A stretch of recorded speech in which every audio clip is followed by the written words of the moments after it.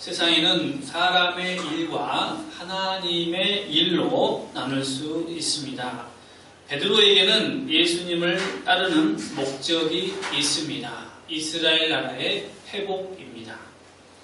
예수님의 목적에 자신의 삶을 맡기는 것이 아니라 자신의 목적을 위해서 예수님을 따라다녔습니다. 그래서 베드로는 예수님께서 십자가에 달려 죽어야 한다라는 그 말이 자신의 목적에 큰 지장이 있는 것을 알게 되었고, 그래서 예수님은 절대로 십자가에 달려 죽으시면 안 됩니다 라고 그렇게 말을 할 때에 예수님께서 베드로를 향하여 사단아 내 뒤로 물러가라 말씀하셨습니다. 예수님은 늘 사람의 일들이 아니라 사람이 사는 것에 관심이 있는 것이 아니라 하나님 나라에, 하나님의 일에 관심을 가지고 있습니다. 그렇습니다, 여러분. 우리는 이 세상을 살면서 예수님을 믿는 성도들로서 사람의 일이 아니라 하나님의 일에 관심을 가지시기를 바랍니다.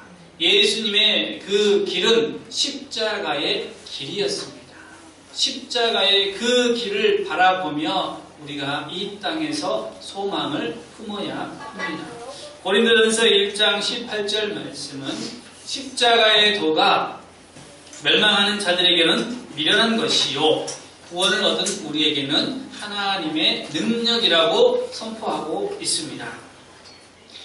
십자가의 길은 첫 번째로 자기를 부정하는 길입니다. 자기를 부정하는 것은 자신의 삶의 목적이나 방향을 지향하지 않고 오직 예수님께서 이 땅에서 이루고자 하는 하나님의 나라의 인생의 목적을 두고 살아가는 것을 의미합니다.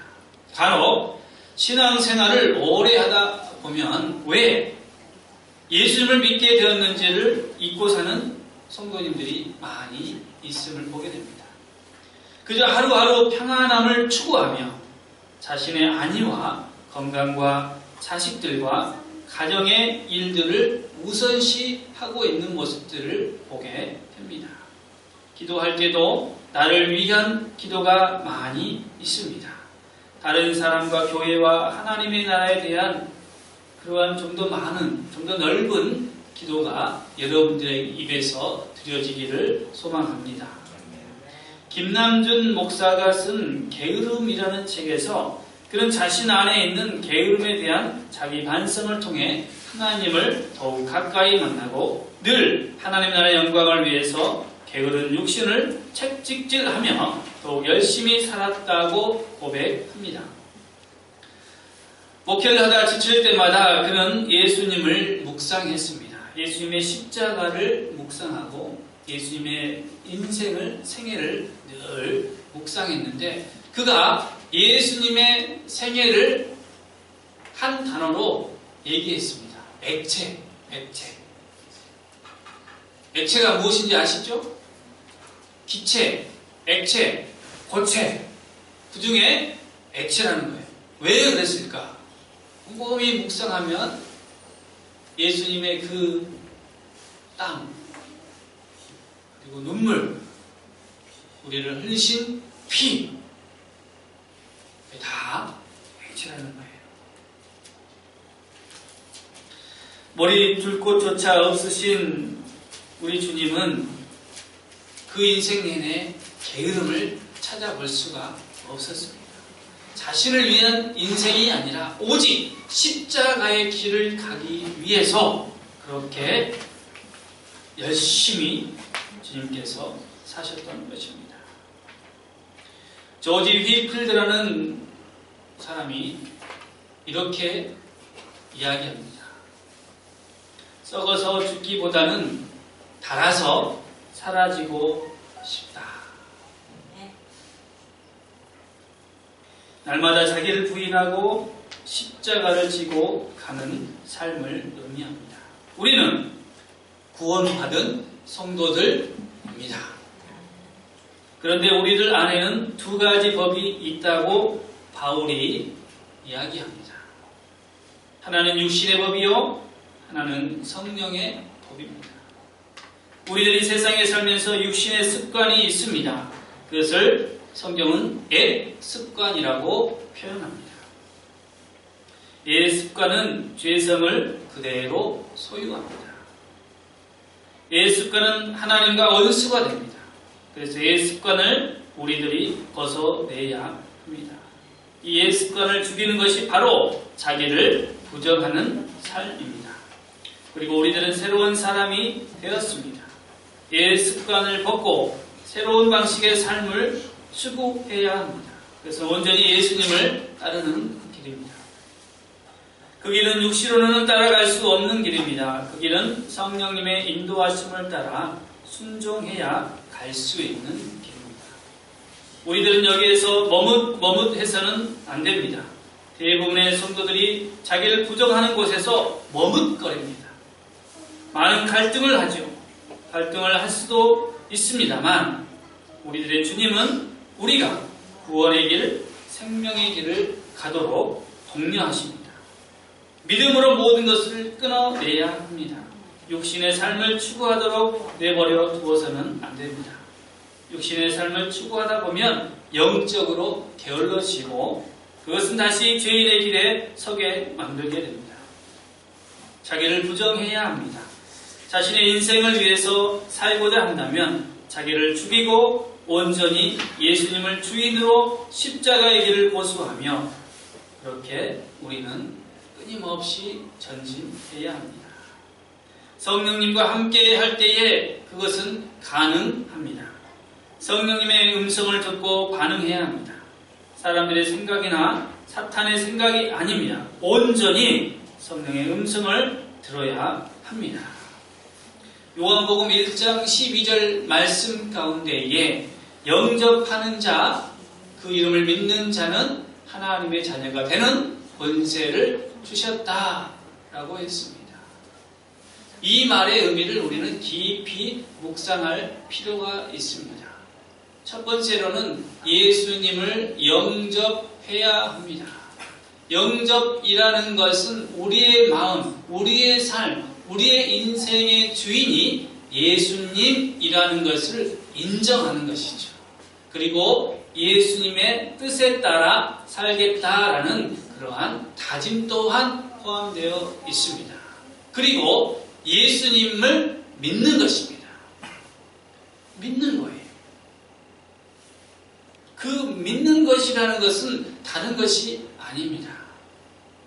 내 삶의 주인으로서 나를 십자가의 길, 좁은 길, 천국문에 이르도록 나를 인도해 주실 것을 믿습니다. 라는 그 믿음인 것이죠.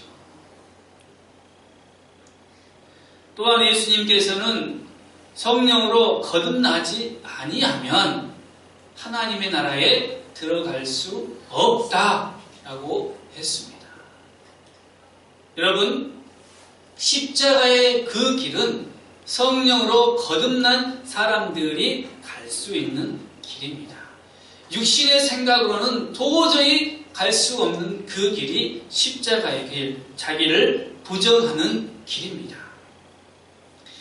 십자가의 길은 세상의 짐을 벗고 다시금 복음의 짐을 지는 삶을 의미합니다. 지금까지 육신의 짐을 짊어지고 수고하고 우리가 힘들었지만 그것은 다 예수님에게 맡기고 복음의 짐, 자기 십자가를 지고 예수님을 쫓는 삶을 살아야 합니다. 사랑하는 성도 여러분, 믿음 생활하면서 기복신앙에 물들지 마십시오. 기복신앙은 올바른 복음을 받아들이지 못하게 합니다. 기복신앙은 오로지 물질의 복을 추구하고 돈을 사랑하게 합니다. 모든 판단의 근거는 돈을 많이 벌었느냐에 달려 있습니다. 예수님은 우리에게 기복신앙의 치명적인 것에 대해서 말씀하십니다. 이와 같이 너희 중에 누구든지 자기의 모든 소유를 버리지 아니하면 능히 내 제자가 되지 못하리라. 누가복음 14장 33절의 말씀입니다. 예수님께서 제자들에게 또한 이와 같이 말씀하십니다. 재물이 있는 자는 하나님 나라에 들어가기가 심히 어렵도다. 마가복음 10장 23절이죠. 이 말을 듣던 제자들의 반응은 오늘날 우리들과 매우 흡사합니다. 과연 누가 구원을 얻을 수 있는가? 마가복음 10장 26절의 말씀입니다. 예수님께서 부자가 천국에 들어갈 수 없다고 하니까 제자들은 그러면 과연 누가 천국에 들어갈 수 있겠는가? 라고 반문을 하고 있는 것이죠. 사도 바울은 그리스도인들의 삶에 대해서 이와 같이 충고합니다. 그러나 자족하는 마음이 있으면 경건은 큰 이익이 되느니라.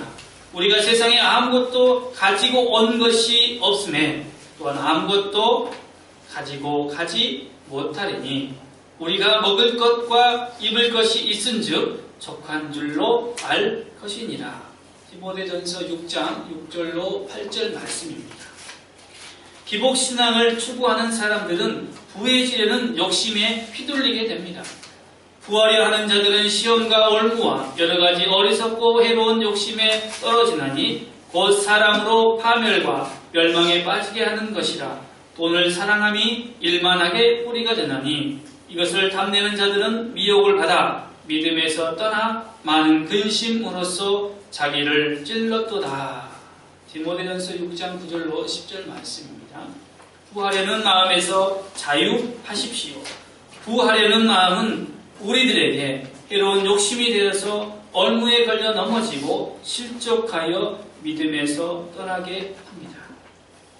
돈에 관하여 히브리서에서 이렇게 말합니다. 돈을 사랑하지 말고 있는 바를 족한 줄로 알라. 그가 친히 말씀하시기를 내가 결코 너희를 버리지 아니하고 너희를 떠나지 아니하리라 하셨느니라. 그러므로 우리가 담대히 말하되 주는 나를 돕는 이시니 내가 무서워하지 아니하겠노라. 사람이 내게 어찌하리요 하노라. 히브리서 13장 5절로 6절 말씀에 이와 같이 기록하고 있습니다. 또한 누가복음 8장 14절로 예수님께서는 이와 같이 말씀하십니다. 말씀을 들은 자이나 지내는 중 이 생의 샘물로 기운이 막혀 온전히 결실하지 못하는 자요. 열매를 맺지 못하는 사람들을 향하여서 예수님께서는 그와 같이 경고하고 있습니다. 말씀을 들을 때에 그 말씀을 듣지만 기쁘게 듣지만 세상의 재물과 세상의 염려로 그 말씀이 열매를 맺지 못한다라는 의미입니다. 세상의 짐은 물질에 있습니다. 물질은 선한 것이지만 물질이 모이면 탐욕이 생기게 됩니다. 탐욕은 걱정, 근심, 불안을 조성합니다. 그래서 이것을 벗어버리고 복음을 마음에 두어야 합니다. 복음은 폭발적으로 우리들의 인생을 변화시키며 지금 우리에게 있는 것을 더욱 값지게 합니다. 지금 우리들이 복음의 말씀을 듣고 오늘 열심히 산다면 내일에 대한 염려는 사라질 것입니다. 복음은 우리들에게 십자가를 지고 가라고 합니다. 십자가는 희생입니다. 어떠한 희생도 없이 복음의 길을 갈 수 없습니다. 우리들의 가는 길은 넓은 길이 아니라 좁은 길입니다. 그러나 그 길 끝에는 영원한 생명이 기다리고 또 주님의 나라로 들어가는 문이 있습니다. 세 번째로 목숨에는 육신의 목숨과 영혼의 목숨이 있습니다. 십자가의 길은 육신의 목숨보다 영생을 위한 길인 것을 명심하십시오. 십자가의 길은 육신의 희생을 염두에 두고 있습니다. 영생은 십자가의 길의 끝에 있는데 그렇다고 해서 영생은 우리들의 힘으로 얻는다는 의미가 아닙니다. 십자가의 길에 희생이 있다고 해서 우리가 구원을 얻었다라고 말할 수 없다라는 이야기입니다. 우리는 예수님의 제자가 되었고 예수님을 영접한 사람들로서 우리는 예수님의 길을 따라가는 것을 당연하게 생각해야 합니다. 십자가의 길은 우리에게 벼슬을 주는 길이 아니라고 했습니다. 그 길은 당연히 걸어갈 때에만 그것이야말로 예수님의 인정함을 받는 길이 되는 것입니다. 십자가의 길은 세상의 길과 다릅니다. 세상의 길은 십자가를 바라보지만 세상의 길에서 벗어나지는 않습니다. 믿음의 사람들이죠. 세상 사람들은 십자가를 바라볼 수도 없지만 믿음의 사람들, 성도라고 하는 사람들이 세상에 살면서 십자가를 바라보기만 한다는 것이 큰 문제라는 것입니다. 십자가의 길에 동참하지 않고 바라보는 것입니다. 그러면서 여전히 내 발은 세상 가운데 있는 것이죠. 예수님은 그것을 원치 않으십니다. 예수님을 믿는다는 것은요, 달콤한 열매를 얻는 것이 아니라 예수님이 이 땅에서 우리에게 보여주셨던 참된 희생의 의미를 깨달아 가는 것입니다. 달콤한 것은 육체를 위한 것들인데 그런 달콤한 것을 추구하다 보면 십자가의 길에서 당연히 멀어지게 되어 있습니다. 요즘 사람들은 희생을 너무나도 하기 싫어합니다. 부부 간에, 또 부모와 자녀 간에, 그리고 형제 간에, 이웃 간에 희생하는 것을 너무 싫어합니다. 내가 왜 희생을 해야 됩니까? 그러나 예수님은 우리에게 먼저 섬기라고 말씀하시고, 먼저 낮아지라고 말씀하며, 먼저 손을 내밀라고 우리에게 요구하십니다. 그것이야말로 우리가 십자가의 길을 가는 사람의 마음입니다. 마태복음 19장 29절 말씀에 내 이름을 위하여 집이나 형제나 자매나 부모나 자식이나 전토를 벌인 자마다 여러 배를 받고 또 영생을 상속하리라. 주님이 말씀하셨습니다. 십자가의 길은 모든 것을 버리고 오직 주님을 따라가는 삶이어야 합니다. 우리들은 인연이라는 끈이 있습니다. 세상을 살다 보면 이 인연이 우리들의 발목을 붙잡고 계속해서 힘든 일들이 연속되게 합니다. 우리들은 그런 관계성에서 자유롭게 되어야 합니다. 예수님과 세상의 관계, 집이나 형제, 자매, 부모, 자식의 관계 속에서 줄다리기를 하지 말고 오직 예수님의 줄을 붙잡고 세상은 주님에게 맡기라는 말씀을 드리고 싶습니다. 그러면 우리가 상상하지 못했던 방식으로 예수님께서 일하십니다. 예수님을 선택하면 큰 선물이 있습니다. 방금 읽어드렸던 말씀이 그 말씀인 것이죠. 모든 것을 버리면 이 땅에서 여러 배를 받게 되어 있다. 무슨 소리일까? 이 말씀을 읽으면서 궁금했습니다. 가족을 버리고 형제를 버리고 다 버리면 여러 배를 받는다는 건데 가족은 하나인데 어떻게 여러 배를 받을 수가 있느냐라는 겁니다. 궁금하지 않으십니까? 그냥 여러 배 주시니까 가족을 여러 배 준다고 하니까 그게 고맙습니까? 부모님을 여러 배 준다니까 고맙습니까? 그것이 아니고 교회를 이야기합니다. 교회의 아버지는 누구십니까? 하나님이십니다. 모두가 다 하나님을 아버지라고 부르죠. 우리는 하나님을 아버지로 둔 형제 자매입니다. 여러 배를 받는다는 의미가 하나님 안에서 한 가족이 되었다라는 것을 의미합니다. 사랑하는 성도 여러분, 우리가 십자가의 길을 걷는다고 해서 우리에게 물질이 따라오지 않는다라고 말하지는 않았습니다. 오해하는 부분들이 있어요. 십자가의 길을 가면 가난하게 살아야 된다, 다 버려야 된다라는 것이 아니라 십자가의 길이 우선이라는 겁니다.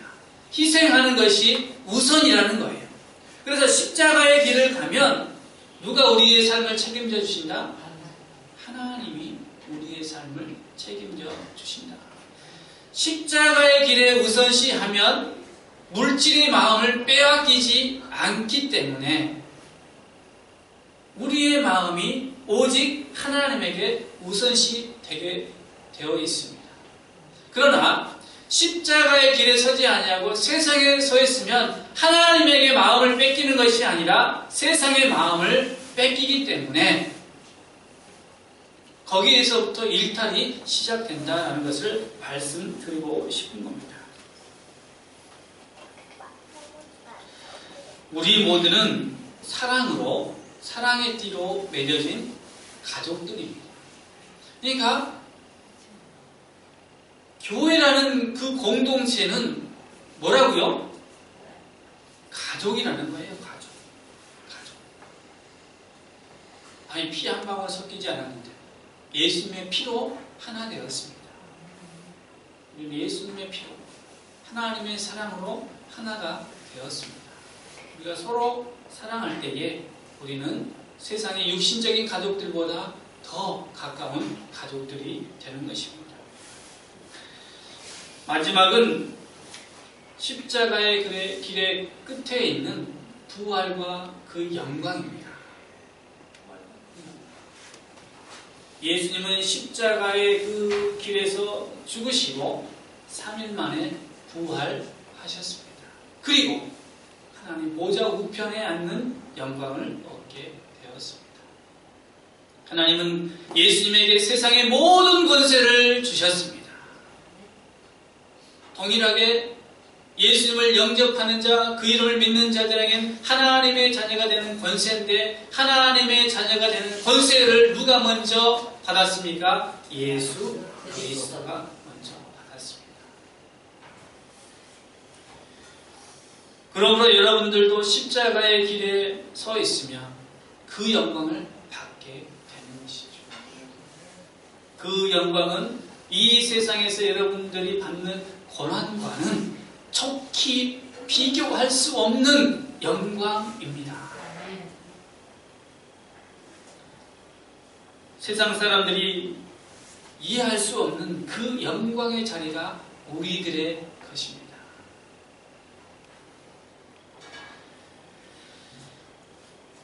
사랑하는 성도 여러분, 우리는 변화되어야 하는 것이 아니라 십자가에서 죽어야 합니다. 왜 나는 변하지 않을까?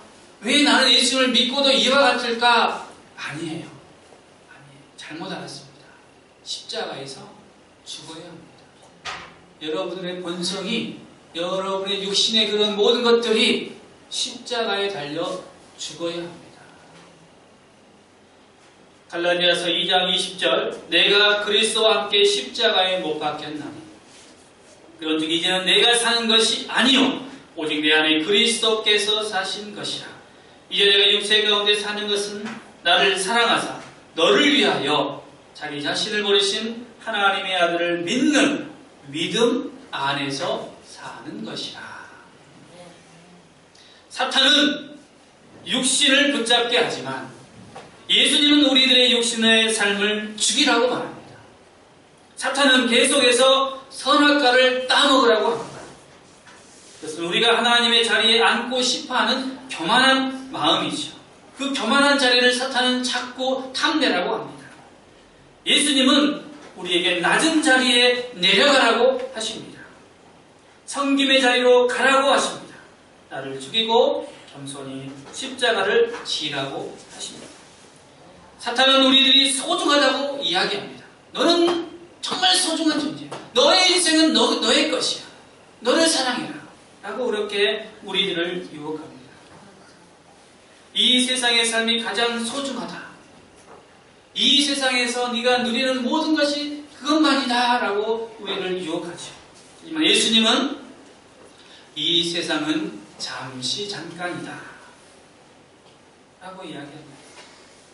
이 세상의 삶보다도 영원한 삶이 중요하다. 육신의 목숨을 앗아가는 것을 두려워하지 말고 영원한 생명을 앗아가는 하나님을 두려워해라. 사탄은 편하고 사람들이 많은 가는 상식을 선택하라고 합니다. 쉬운 길을 선택하라고 합니다. 넓은 길로 가면 그곳에 진리가 있다라고 가르쳐 줍니다. 사람들이 그 길로 다 가는데 왜 너만 굳이 그 좁은 길로 가려고 하느냐라고 사단은 우리에게 반문합니다. 예수님은 사람들이 가지 않는 좁은 길로 가라고 하십니다. 좁은 길은 불편하지만 그 길이 영생의 길이다 라고 말씀하십니다. 기도하겠습니다.